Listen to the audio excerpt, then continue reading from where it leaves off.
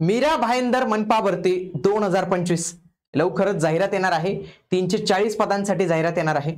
कोणती कोणती पदं भरली जातील, त्या पदांची रिक्त संख्या काय असणार आहे आणि परीक्षा कोण घेणार आहे, आयबीपीएस घेणार आहे, टीसीएस घेणार आहे का एमपीएससी घेणार आहे, या सर्वांविषयी माहिती आपण आजच्या या व्हिडिओच्या माध्यमातून जाणून घेणार आहोत। म्हणून तुम्ही हा व्हिडिओ शेवटपर्यंत पूर्ण बघा।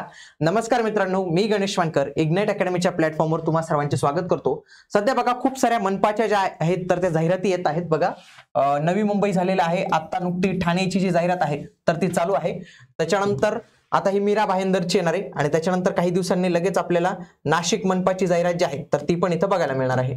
म्हणजे स्ट्रीमलाईन मध्ये 2-3 मनपा जे आहेत तर ते आपल्याला इथं बघायला मिळणार आहे। बघा केडीएमसी ची एग्जाम डेट आलेली आहे, नवी मुंबईची एग्जाम वगैरे होऊन गेलेली आहे, ठाणे आता आहे, आता पुढचं नाशिक असेल आणि ही मीरा भाईंदर या ज्या 2 मनपा आहेत यांच्या जाहिराती येणार आहेत। नाशिक विषयी ऑलरेडी आपण माहिती घेतलेली, आज आपण मीरा भाईंदर या महानगरपालिकेविषयी माहिती घेऊया। बघा सकाळ न्यूजपेपर मध्ये पण ही बातमी आलेली आहे की गेल्या 2 वर्षापासून रखडलेल्या मीरा भाईंदर महानगरपालिकेच्या भरतीला अखेर मुहूर्त मिळालेला आहे।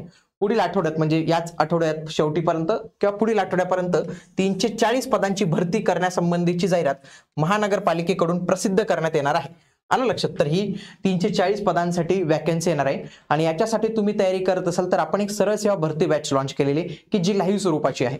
मग याच्यामध्ये तुमच्या सर्व मनपा ज्या आहेत तर त्या कव्हर होतील। आगामी काळात ज्या काही मनपा येतील तर त्या सर्वांचा जो नॉन टेक्निकल सिलेबस आहे तर तो संपूर्णपणे तुमचा कव्हर होणार आहे, ज्यात मराठी, इंग्लिश, गणित, बुद्धिमत्ता, सामान्य ज्ञान असे हे 4 सब्जेक्ट असतील।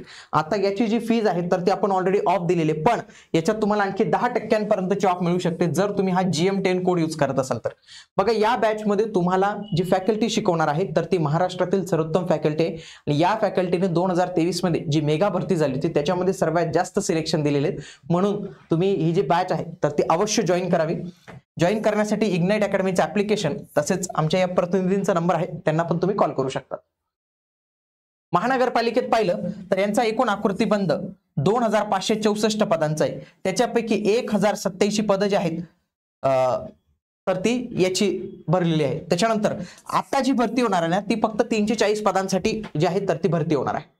मीरा भाईंदर महानगरपालिकेचा जर आपण GR पाहिलं, त्यांनी एक GR काढला होता 14/2/2025 चा। विषय काय होता?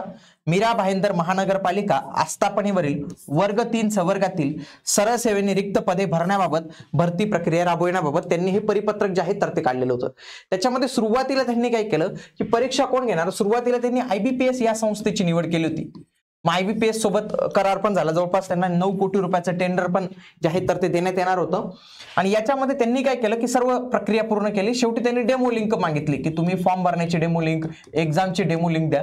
या डेमो लिंक मध्ये काही त्रुटी आढळल्या आणि आयबीपीएस संस्थेशी मीरा भाईंदरने संपर्क करण्याचा प्रयत्न केला, पण मे बी त्यांच्याकडून काही पाहिजे तसं रिस्पॉन्स आला नसेल किंवा झाला नसेल। मग शेवटी त्यांनी जे आहे ना तर ती टीसीएस या कंपनीची निवड केली। म्हणजे आधी ही मीरा भाईंदर आयबीपीएस कडून होणार होती, परंतु त्याच्यात आता बदल होऊन ही परीक्षा आता कोणाकडनं घेतली जाणार आहे तर लक्षात घ्या मित्रांनो, ही टीसीएस नुसार होणार आहे, टीसीएस पॅटर्न नुसार होणार आहे। म्हणून टीसीएस पॅटर्न नुसार झालेल्या ज्या मागच्या प्रश्नपत्रिका आहेत ना त्या तुम्ही व्यवस्थित पद्धतीने करून ठेवल्या पाहिजे। कोणती कोणती पदं भरली जाणार आहेत? बघा पहिलं पद आहे ज्युनियर इंजिनियर सिव्हिलचं पद आहे। S13 ची वेतन श्रेणी आहे 35,400 ते 1,22,400 1,12,427 पद आहेत सिव्हिल वाल्यांसाठी। मेकॅनिकल वाल्यांसाठी 2 पदं असणार आहेत फक्त, त्याच्यामध्ये S13 ची वेतन श्रेणी 35,400 ते 1,12,400 एवढं तुम्हाला इथं बघायला मिळणार आहे। पुन्हा लिपिक टंकलेखक पदवीधरांसाठी 13 जागा असणार आहेत फक्त।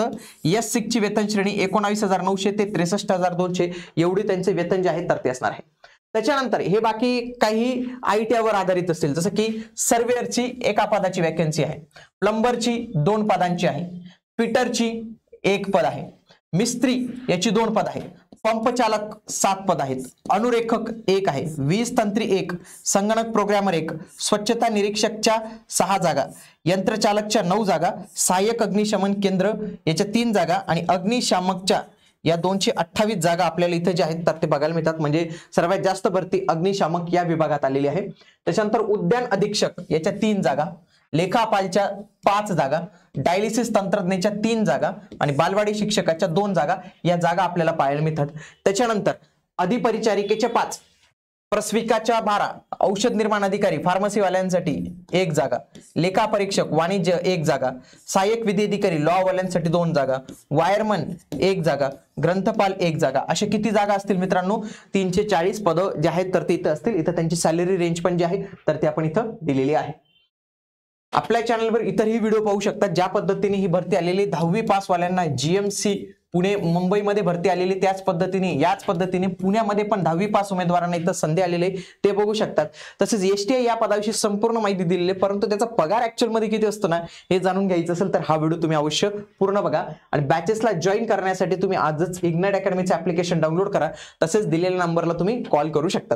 भेटूया आता आपण पुढील व्हिडिओमध्ये. तोपर्यंत तुम्ही आपले जे इतर कोर्सेस आहेत ना मित्रांनो तर त्याला तुम्ही नक्की एनरोल करू शकता. जसं की लॉ आहे, MBA सुरू केलेलं आपण, बँकिंग, नवोदय परीक्षा या सर्वांचं मार्गदर्शन जे आहे तर ते आता आपण करत असतो.